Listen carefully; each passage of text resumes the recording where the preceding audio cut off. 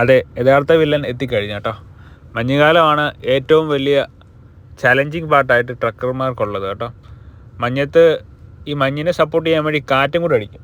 കാറ്റെന്ന് വെച്ചാൽ 50 mile speed 55 mile speed കാറ്റടിക്കും കേട്ടോ. ഈ കാറ്റടിക്കുമ്പോഴത്തേക്കിന് ട്രെയിലർ ഒരു സൈഡിലേക്ക് നീങ്ങുന്നത് പോലെ നമുക്ക് തോന്നും. അത് വണ്ടി ഓടിക്കുമ്പം ഫുൾ നമ്മൾ സ്റ്റിയറിംഗ് മുറുക്കെ പിടിച്ച് പയ്യെ പോവുക എന്നുള്ള ഒറ്റ ഒരു ഓപ്ഷനേ ഉള്ളൂ കേട്ടോ. പിന്നെ ഒത്തിരി വിൻഡാണെങ്കിൽ 60 മൈൽ സ്പീഡിന് മേളിൽ കാറ്റ് കയറുകയാണെങ്കിൽ വണ്ടി ഒതുക്കുക എന്നുള്ള ഓപ്ഷനേ ഉള്ളൂ കേട്ടോ. മഞ്ഞിൽ ഈ ബ്ലാക്ക് ഐസും ഈ മഞ്ഞും കാറ്റും എല്ലാം കൂടെ വരുമ്പോഴത്തേക്കിനും വല്ലാത്തൊരു സിറ്റുവേഷൻ ആവും. വിസിബിലിറ്റി നല്ല കുറവായിരിക്കും. താഴെ എവിടെയാണ് ബ്ലാക്ക് ഐസ് ഉണ്ടാകുന്നത് എന്നറിയാൻ പറ്റത്തില്ല. ഈ മഞ്ഞിനകത്തിൽ ഇടയ്ക്കിടയ്ക്കും ബ്ലാക്ക് ഐസ് കാണും. അപ്പോൾ വണ്ടി തെന്നി മാറും. മെയിനായിട്ട് സ്റ്റിയറിങ് ഫ്രണ്ടിൽ പോകുന്ന വണ്ടിയുടെ ടയർ മാർക്ക് നോക്കിയാണ് നമ്മൾ പോകുന്നത് കേട്ടോ. ആ ടയർ മാർക്ക് നോക്കി പോകുക എന്നുള്ള സംഭവമേ ഉള്ളൂ.